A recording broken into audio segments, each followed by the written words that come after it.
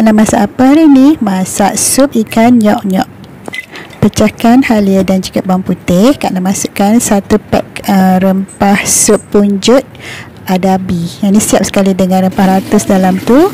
Kemudian Kak nak masukkan akar, daun sup dan juga lobak merah. Kalau nak berkentang pun boleh.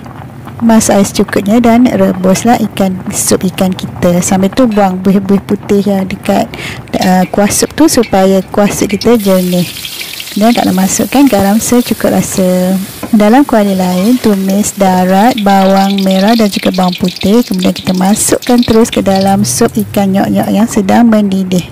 Kalau masak sup ikan, Kak suka buat teknik sup tumis darat macam ni, lagi sedap.